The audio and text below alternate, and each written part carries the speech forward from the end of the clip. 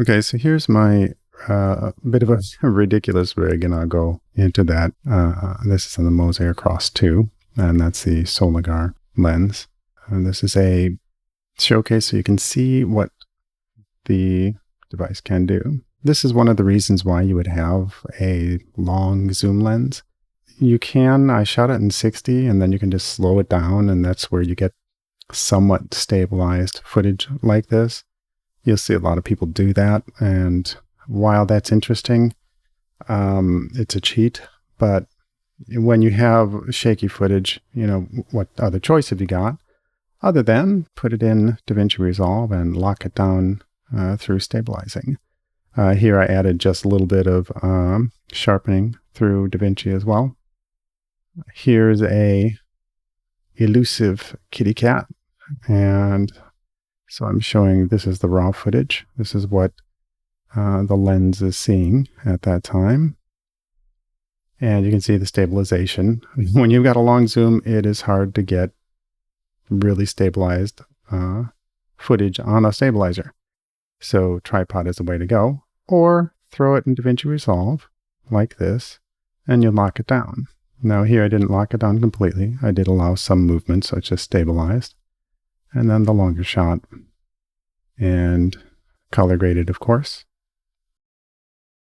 I'm demonstrating a couple of things. One, that the Moza Aircross can handle this should you need, but the Soligor lens itself, to actually try to have a zoom that large working on this device or any stabilizer, hand stabilizer, you're just not going to, at full zoom, get really clear video. And by clear, I mean stabilized video. You have to shoot in 4K or something larger and then stabilize it in post later.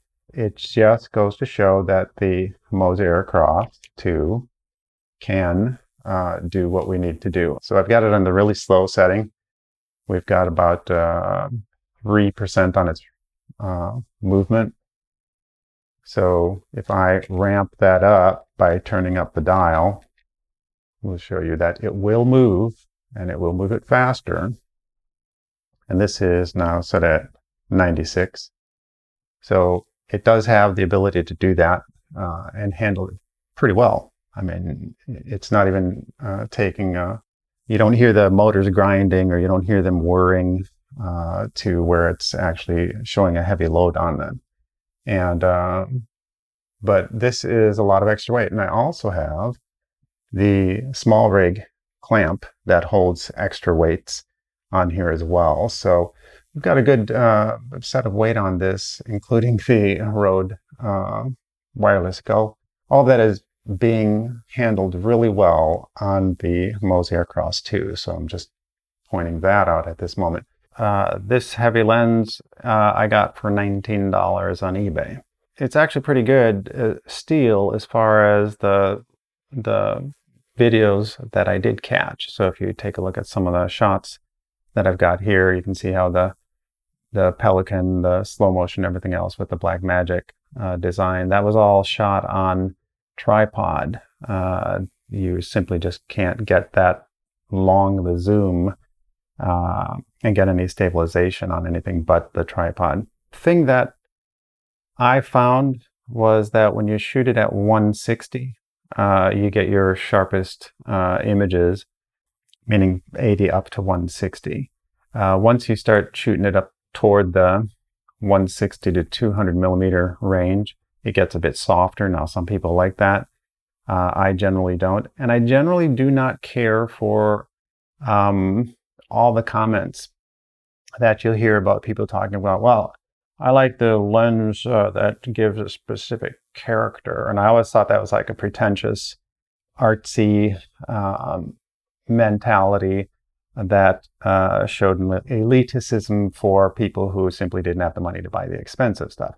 I was wrong. The character is present in the lenses like this one. You can see that affect the slow motion shots, but also the quality when you color grade there is a filmic quality to it, whether that's with the coatings or lack of coating that it has on there, or just the slight imperfections in the lens themselves.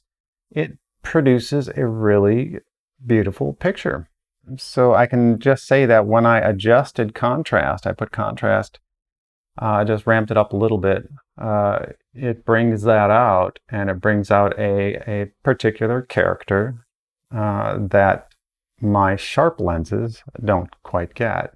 So I generally tend to love things that are very pin sharp, lenses that will be able to focus in with such clarity, because then later in post I can fix it up any way I want. I can add blurring, I can add motion blur, I can add a lot of different grain, including live grain, vignetting, whatever I wanted to do. And then if you're shooting in RAW, you can bring out a lot of different qualities of your image anyway to very closely match anything that's an old Filmic Quality type setup that this lens will do immediately right away. So if you want something that works really well, I do suggest it's $19. The adapter itself from Photodiox is also, I think, $19. So for about $40, you get a nice 200 millimeter lens that can fit on your Micro Four Thirds. Remember, this lens is an f4.5 at its maximum, so it isn't great for low light, which is why in a lot of my morning and evening wildlife footage, I have to use noise reduction in DaVinci, which does a really great job, but that's just another rendering step. I've got some other vintage lenses on the way, and I will update you on them as I test them on the GH4 and the Blackmagic Cinema Pocket 4K. If you like this, let me know with a thumbs up, and please subscribe if you haven't. Thank you.